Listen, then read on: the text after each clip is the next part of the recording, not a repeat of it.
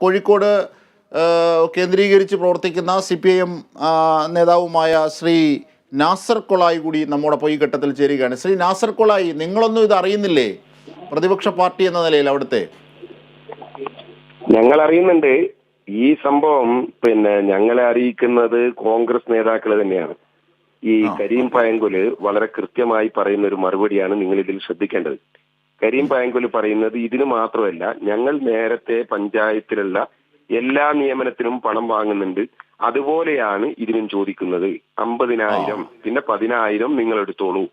മാത്രമല്ല, ഈ വിവാദം പുറത്തു വന്നപ്പോ കരീം പയങ്കുല് പറഞ്ഞിട്ടുള്ളത് ഇത് ഞാൻ എനിക്ക് വേണ്ടിയിട്ടല്ല, ഇത് UDF നേതൃത്വം ആവശ്യപ്പെട്ടതിനനുസരിച്ചാണ്. എന്തിനാണ് UDF നേതൃത്വം ആവശ്യപ്പെട്ടത്? വിചാരണ സദസ്സ് ഉണ്ടായിരുന്നല്ലോ, നവകേരള സദസ്സിന്റെ വിചാരണ സദസ്സ്. ആ വിചാരണ സദസ്സിന്റെ ചെലവിന് വേണ്ടിയ പണത്തിന് വേണ്ടിയിട്ടാണ് ഈ പണം ആവശ്യപ്പെട്ടിട്ടുള്ളത്. നന്നായി മനസ്സിലാക്കണം അജിംഷാദെ, നവകേരള സദസ്സിന് കനത്ത തോതിൽ പിരിവെടുക്കുന്നു എന്ന് തെളിവില്ലാതെ പറഞ്ഞ UDFന്റെ ആളുകൾ അതിന് ബദലായി ആളില്ലാത്ത വിചാരണ സദസ്സ് നടത്തിയപ്പോ അതിന് പണം ആവശ്യമുണ്ട് എന്ന് പറഞ്ഞിട്ടാണ് വളരെ കൃത്യമായി കരീം പയങ്കുൽ മറുപടി പറയുന്നു. എന്നോട് എന്റെ പാർട്ടിയും നേതൃത്വവും ആവശ്യപ്പെട്ടിട്ടാണ് ഞാനിത് ചെയ്യുന്നത് എങ്കിൽ പാർട്ടി നിഷേധിക്കട്ടെ, പാർട്ടി നടപടിയെടുക്കല്ലേ. മാത്രമല്ല, നിങ്ങളിപ്പോ അജിംഷാദ് എന്നോട് ചോദിച്ചല്ലോ, നിങ്ങൾ ഇതൊന്നും അറിയുന്നില്ലേ? നിങ്ങൾ മനസ്സിലാക്കേണ്ട ഒരു കാര്യം, കൊടിയത്തൂർ പഞ്ചായത്തിലെ കോൺഗ്രസിന്റെ മറ്റൊരു മെമ്പർ ഉണ്ട്, ബാബു പൊൽകുന്നത്ത്. നേരത്തെ അദ്ദേഹം വെറും മെമ്പറായിരുന്നു, ഇപ്പൊ സ്റ്റാൻഡിംഗ് കമ്മിറ്റി ചെയർമാനാണ്. വെറും മെമ്പർ ആയിരിക്കുന്ന സമയത്താണ് എന്റെ നാട്ടിലുള്ള സൗത്ത് മലബാർ ഗ്രാമീണ ബാങ്കിൽ മുക്കുപണ്ടം പണയം വെച്ച് ലക്ഷക്കണക്കിന് രൂപ തട്ടിപ്പടത്തി. പോലീസ് അറസ്റ്റ് ചെയ്ത് ജയിലിലടച്ചു. മുക്കുപണ്ടം ഇതേ പഞ്ചായത്തിൽ. എന്നിട്ട് അയാള് ഇപ്പൊ ജാമ്യത്തിലാണുള്ളത്, ജയിലിൽ കിടന്ന് ജാമ്യത്തിൽ. ജയിലിൽ നിന്ന് പുറത്തു വന്നപ്പോ ഇതേ കോൺഗ്രസ് നേതൃത്വം ഇയാൾക്ക് സ്ഥാനക്കയറ്റം നൽകി. ഇയാളിപ്പോ ക്ഷേമകാര്യ സമിതിയോ മറ്റേതൊരു സമിതിയുടെ ചെയർമാനാണ്, സ്റ്റാൻഡിംഗ് കമ്മിറ്റി ചെയർമാനാണ്. ഇതേ പഞ്ചായത്തിൽ സാമ്പത്തിക ഇടപാടിന്റെ പേര് നേരത്തെ ഉണ്ടായിരുന്ന വൈസ് പ്രസിഡന്റും ഇപ്പൊ പറയുന്ന ഈ കരീം പയങ്കുലും തമ്മിൽ എത്രയോ പ്രാവശ്യം അടി നടന്നു, സംഘർഷം നടന്നു, സംഘടന നടന്നു. നമ്മൾ പ്രതിപക്ഷ കക്ഷി എന്നുള്ള നിലക്ക് ഉത്തരവാദിത്തം ഏറ്റെടുത്തുകൊണ്ട് നിരവധി തവണ പഞ്ചായത്തിലേക്ക് മാർച്ച് നടത്തി.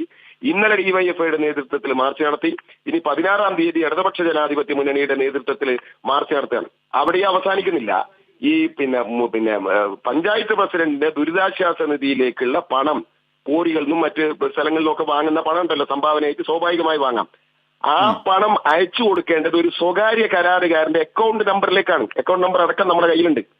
സ്റ്റേറ്റ് ബാങ്ക് ഓഫ് ഇന്ത്യയുടെ അരീക്കോട് ശാഖയിലുള്ള ഈ ഒരു കരാറുകാരന്റെ നമ്പറാണ് കൊടുത്തത്. നിങ്ങൾ ഈ നമ്പറിലേക്ക് അയക്കണം. അതിനെക്കുറിച്ച് ചോദിച്ചിട്ട് ഒരു മറുപടിയും ഈ പഞ്ചായത്തിന് പറയാൻ കഴിഞ്ഞിട്ടില്ല. അഴിമതിയിൽ മുങ്ങിക്കുളിക്കാനൊക്കെ സാധാരണ പറയാറുള്ളൂ. ഓരോ ദിവസവും അഴിമതി. ഇതിൽ ഞങ്ങൾക്കുള്ള ഒരു വലിയ സുഖം എന്താണെന്ന് വെച്ചാൽ ഇതൊക്കെ കൃത്യമായി അവരിൽ നിന്ന് തന്നെ പുറത്തു വരും. ഈ സണ്ണി കോൺഗ്രസ്സുകാരനും കരീം പയങ്കുൽ കോൺഗ്രസ്സുകാരനുമാണ്. അതുകൊണ്ട് അവർ തമ്മിലൊരു ക്ലാഷ് ഉണ്ടായപ്പോഴാണ് ഇത് വന്നിട്ടുള്ളത്. നിങ്ങൾ മനസ്സിലാക്കേണ്ടത്, വളരെ പാവപ്പെട്ട ഒരു കുടുംബം, പശുവിനെ കറന്ന് പാലെടുത്ത് പോറ്റി ജീവിക്കുന്ന ഒരു കുടുംബത്തിനോടാണ്, കോൺഗ്രസ് കുടുംബത്തിനോടാണ് ഇവർ ഈ കൈക്കൂലി ചോദിക്കുന്നത്.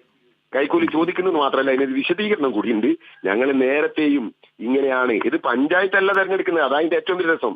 ഇത് ഇന്റർവ്യൂവിനകത്ത് PSC ഒക്കെ വഴി വരുന്ന ഇതിനാണ് ഇവർ ഈ കൈക്കൂലി വാങ്ങുന്നത്. അപ്പൊ ഇതിൽ ഏറ്റവും വലിയ ഞങ്ങളുടെ ആരോപണം ഇതാണ്, ഇത് ഒരു പഞ്ചായത്ത് മെമ്പറും കോൺഗ്രസിനെയും മാത്രം ബാധിക്കുന്ന കാര്യമല്ല. വളരെ വ്യക്തമായി കരീം പയങ്കുൽ പറയുന്നുണ്ട്, UDFന്റെ ആവശ്യത്തിന് വേണ്ടിയാണ്, വിചാരണ സദസ്സിന് വേണ്ടിയിട്ടാണ് ഞാൻ ഈ പണം വാങ്ങിയിട്ടുള്ളത്. അപ്പൊ കോൺഗ്രസിന്റെ ഉന്നത നേതൃത്വത്തിന് ഇതറിയാം. അതുകൊണ്ട് അവർക്ക് നടപടിയെടുക്കാൻ പ്രയാസം ഉണ്ടാവും. എന്ത് നടപടി അജിംഷാദെ പ്രതീക്ഷിക്കുന്നത്? മുക്കുപണ്ടം പണയം വെച്ചിട്ട് ബാങ്കിൽ നിന്ന് പണം തട്ടിപ്പാക്കിയ മനുഷ്യനെ വെറും മെമ്പറെ സ്റ്റാൻഡിംഗ് കമ്മിറ്റി ചെയർമാനാക്കിയ കോൺഗ്രസിൽ നിന്നാണോ നീതി പ്രതീക്ഷിക്കേണ്ടത്? എന്ത് നീതി പ്രതീക്ഷിക്കും? ഈ നാട്ടിലെ ജനങ്ങളുടെ മുഖത്ത് നോക്കിയിട്ട് ധിക്കാരം കാണിക്കല്ലേ ഈ ഭരണാധികാരികൾ?